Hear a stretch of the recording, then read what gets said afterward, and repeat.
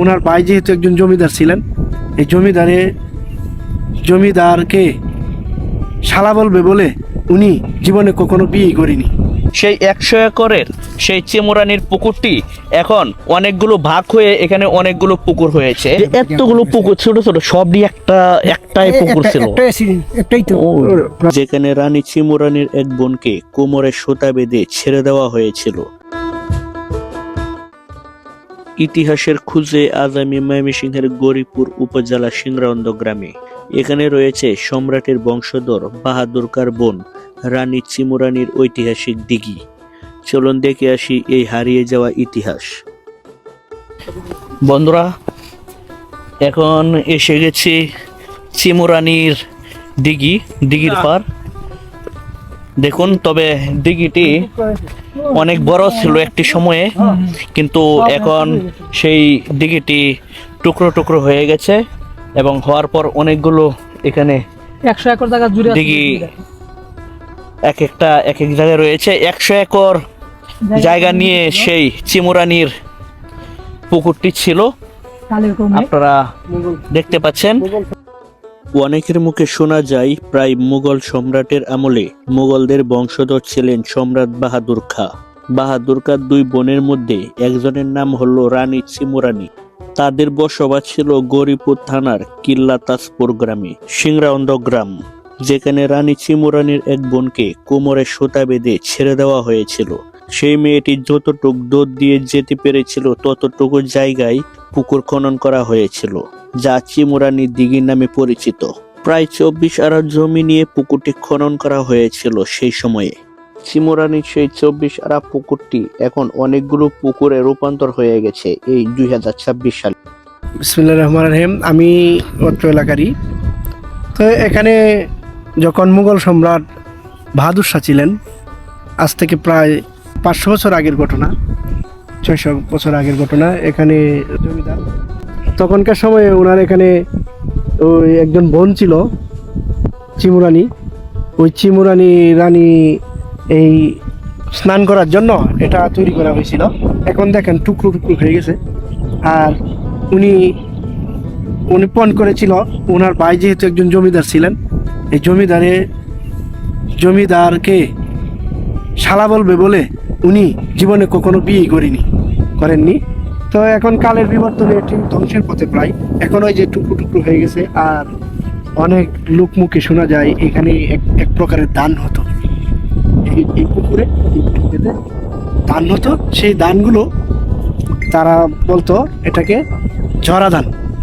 তো জরাদান পানির উপরে বেশি থাকতো, কিন্তু এটা কেউ সমূলে ধ্বংস করতে পারতো না। এই জরাদান হাতে স্পর্শ করলেই সেই জরাদানগুলো জড়ে যেত। তাই তারা কি করতো, ডালা বা কোলা নিয়ে নিচে দিয়ে ধরতো, ঝরা দিত, এগুলা পড়ে যেত। পরে এইগুলো সংগ্রহ করে সেখানে তারা কি করতো, আপনার এগুলা ভেজে তারা এই চিরা মুড়ি এরকমভাবে তৈরি করতো এবং তারা খেত। এই ইতিহাস সমৃদ্ধ। আর বাহাদুর শাহর যে ঢেকিশালা ছিল আমাদের এই অচিন্তপুর ইউনিয়নেরই ডেকুরা গ্রামে। সো ওই জায়গায় একটা পুরাতন মসজিদ আছে, এখন বিলুপ্তির পথে। এই মসজিদে তার ওই বাহাদুর শাহর আমলের এই নিদর্শন পাওয়া যায়, প্রত্নতাত্ত্বিক নিদর্শনগুলো পাওয়া যায়। আর এটার আরও ইতিহাস আছে যেগুলা আমরা এখনো অনেকেই মুরব্বীরা আছে তারা বলতে পারবে। একটি পুকুর ছিল সেই পুকুরের স্থানে, তবে বর্তমানে এখন এই সময়ে এসে সেই পুকুরটি আমরা দেখতে পাচ্ছি না। সেই 100 একরের সেই চিমুরানির পুকুরটি এখন অনেকগুলো ভাগ হয়ে এখানে অনেকগুলো পুকুর হয়েছে। আপনারা যদি একটু লক্ষ্য করেন তাহলেই দেখতে পারবেন এখানে কিন্তু সেই 100 একরের যে পুকুরটি থাকার কথা ছিল সেই মুঘল আমলে, সেই পুকুরটি কিন্তু এই 2026 সালে এসে সেই পুকুরটি আমরা দেখতে পাচ্ছি না। কালের পরিক্রমায় বা কালের পরিবর্তনে সেই পুকুরটি এখন অনেকগুলো পুকুরে রূপান্তর হয়েছে। আপনারা যদি একটু খেয়াল করেন তাহলেই দেখতে পারবেন এখানে কিন্তু অনেকগুলো পুকুর, একদম ছোট ছোট। সেই 100 একরের পুকুরটি এখন খণ্ড খণ্ড হয়ে এখন অনেকগুলো পুকুরে রূপ নিয়েছে। আপনারা একটু খেয়াল করুন, একটির পর একটি পুকুর। তবে সেই পুকুরটি এখন নেই, না থাকলেও সেই ঐতিহাসিক স্থানটি রয়েছে, সেই ঐতিহাসিক স্থানেই রয়েছি। যেটি হচ্ছে চিন্তপুর ইউনিয়ন অচিন্তপুর ইউনিয়নের সিংরান্দ গ্রাম। আপনারা দেখুন একটি বড় একটি পুকুর, ছোট ছোট, আপনারা একটু খেয়াল করলে বুঝতে পারবেন। আমার হাত দিয়ে আপনাদেরকে দেখাচ্ছি কতটুক এরিয়ে নিয়ে সেই পুকুরটি ছিল, একদম ওই পর্যন্ত। ওনার কি কোনো বংশ টংশ এখন নাই? না না বংশ এই সমস্ত তো 190 কাটা হিসাবে এটা কি হেলাতে তৈরি করছিল? হ্যাঁ, মানে খনন করছিল যে কি কি কারণে এরকম, কি উনি কি গোসল করতে কেন? এই রানী চিমুরানি, চিমুরানি ওনার কি ভাই এরকম আসিল? তার বন্ধু বান্ধব হিসাবে এ করিয়া পরামর্শ আসেন, তো আমি তো এটা পাইছি না, তারা এই সময় তো এ করিয়া।